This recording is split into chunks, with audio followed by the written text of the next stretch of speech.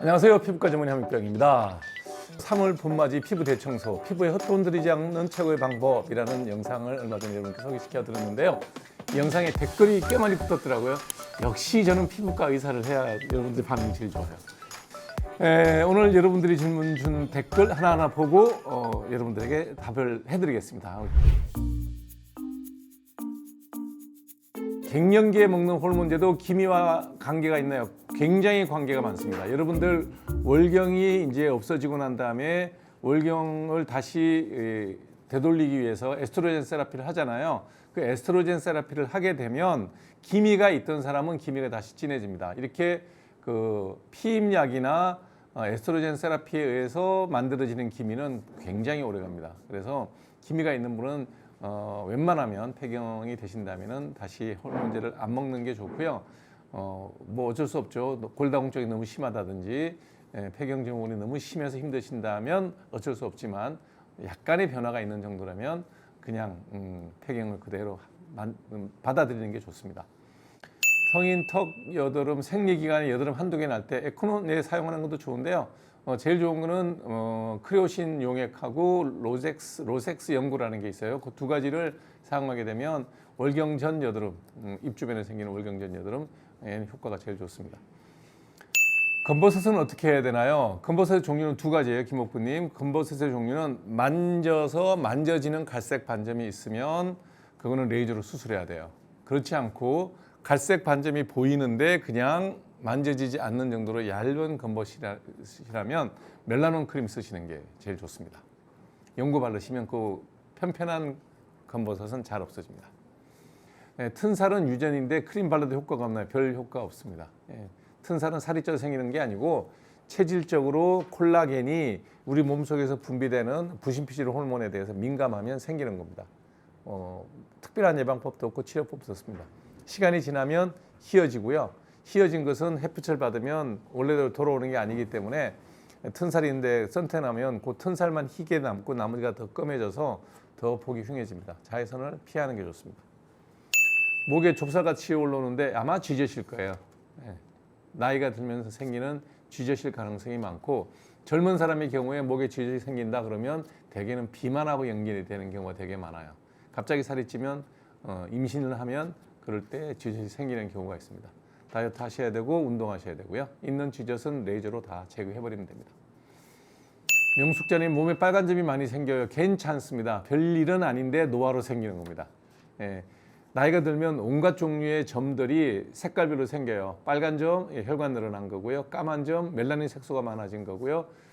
쥐젖 같은 경우는 그 표피세포들이 많이 뭉쳐서 생기는 거예요. 이마 같은 데는 지방이 많이 뭉쳐 생기는 지방종도 있습니다. 별 종류의 점들이 온몸에서 나이가 들면 그 숫자, 나이에 비례해서 그 숫자들이 늘어납니다. 뭐 그게 특별하게 악성이냐 아니냐는 피부과 전문의가 보면 한 번이면 알 수 있고요. 혈관종의 경우에 악성인 경우는 제로입니다. 전혀 없습니다. 그냥 미용적인 문제입니다. 스킨 보톡스라고 요즘 이렇게 좀 피부 노화를 주름을 안 생기게 해준다는 시술인데 그건 어떻게 생각하세요? 이제 뭐 스킨 보톡스, 니줄란 뭐 이런 거 이제 굉장히 많이 그 병원에서 시술을 하는 것 같은데요. 저는 개인적으로 별로 신뢰하지 않습니다. 그래서 보톡스의 효과는 기본적으로 진피 아래쪽에 있는 표정 근육을 마비시켜서 주름살을 덜 지게 하는 아니면 이런 표정 주름들이 펴지는 효과는 있는데 그것이 진피에 주사를 맞았을 때 피부가 젊어지느냐?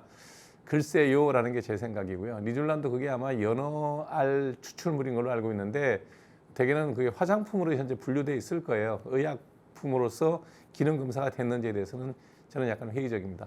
물론 이걸 시술하는 의사분들도 있고 하고 만족하는 분들도 꽤 있는 것 같더라고요. 그러니까 저에게도 와서 해달라는 얘기를 많이 하는데 저는 뭐 별로 썩 권하지는 않습니다.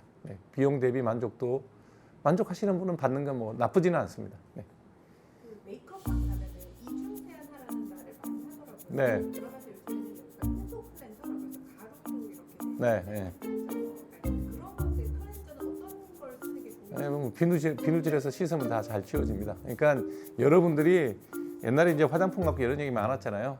화장은 할 때보다 지울 때가 중요하다. 그럼 화장품이 이제 굉장히 또 바르면 좋다.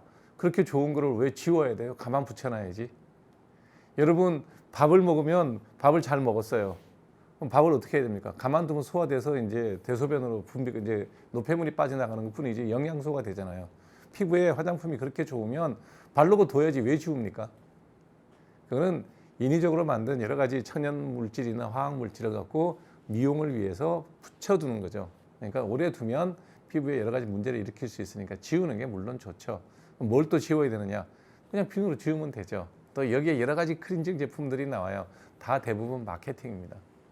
그래서 화장은 그 기초 화장이라면 보습제, 그 다음에 자외선 차단제 정도를 바르시면 되고요. 자외선 차단제 같은 경우에도 햇볕이 없는 밤에도 계속 바르고 있으면 또 피부에 자극이 되죠. 특히 자외선 차단제에 자외선 흡수제, 화학적 자외선 차단제 눈에 넣어보면 되게 따가워요. 그래서 자외선 차단제 이마에 바르고 땀을 흐르면 눈이 그냥 따가워서 계속 비비잖아요. 자극이 있다는 얘기예요. SPF 지수가 높을수록 따가워요. 그럼 왜 바르느냐? 낮에 나가서 햇볕을 보면 피부가 망가지니까 필요해서 발랐어요. 필요가 끝났어요. 당연히 지워야죠. 그러면 또 여러 가지 전용 제품으로 지우는 것들이 막 나와요. 회사의 마케팅입니다. 그냥 비누 세안 한 2번 하시면 돼요. 잘 안 지워지면 한 번 더 비누 칠하면 되고 한 번에 잘 지워지면 그걸로 끝나는 거예요. 꼭 그렇게 뭐 정성 들여서 얼굴에 뭘 하면 더 좋을 거냐? 글쎄요. 이게 뭐 경제적 여유가 되고 시간적 여유가 돼서 피부에 그냥 정성을 들이는 걸 갖고 부정적으로 나쁘게 얘기하는 건 아니지만 그럴 시간, 그럴 돈이 있으면 다른 데 요긴하게 쓰는 게 더 좋겠죠. 네. 또 어떤 분이 갑자기 60대가 지나면서 뭐 배꼽 부위가 켈로이드 피부로 변했는데요. 이렇게 갑자기는 아니고 켈로이드성 여드름, 켈로이드성 흉터는 유전된 겁니다. 켈로이드 체질이에요. 그래서 상처가 나면 예를 들어서 상처가 이만하게 생겼다. 요만한 상처가 이렇게 칼자국처럼 야이하게 생겼는데 이렇게 흉이 남으면 이게 켈로이드예요. 왜 그러냐? 유전이에요. 체질이 켈로이드 체질이에요. 배꼽에 상처가 났었겠죠. 그러니까 그 자리에 켈로이드가 생긴 것 뿐이고요. 사이즈가 크지 않으면 반복적으로 트리암시놀론이라고 하는 스테로이드 주사를 맞으면 됩니다. 나이가 들면서 생긴 팔자주름, 마리오네트 주름 때문에 너무 우울하다라고 네. 하는데 예. 우울감은 어떻게 극복해야 될까요? 팔자 주름 때문에 우울하실 분이라면 정말 팔자가 좋으신 분이에요. 다른 걱정이 하나도 없다는 거예요. 심각한 지병을 앓고 있거나 그러면 이 팔자 주름이 눈에 보이겠습니까? 정말 몸의 건강이 다 좋고 요거만 눈에 보인다는 얘기예요. 그러니까 일단 그분은 굉장히 팔자가 좋으신 분이에요. 그래서 일단 나는 좋은 사람, 건강한 사람이구나라고 생각하셔도 좋고요.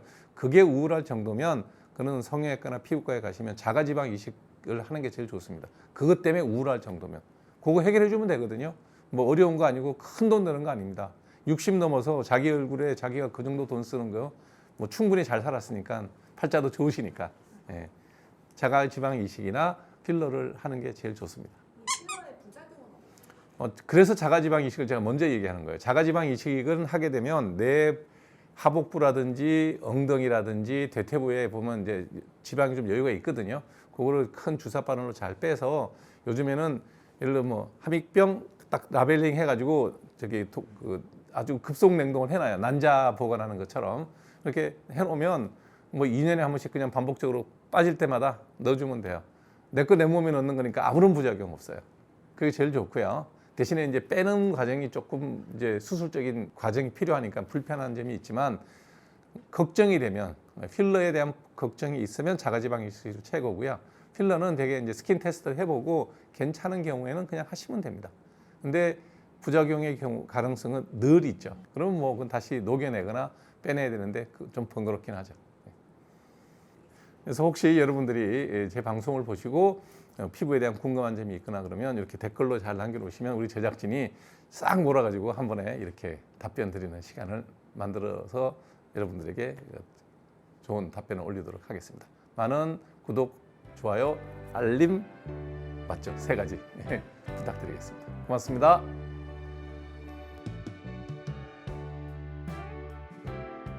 셀코TV와 저 함익병이 준비한 오늘의 영상이 기대되신다면 구독, 좋아요, 알림 설정 꼭 부탁드리겠습니다.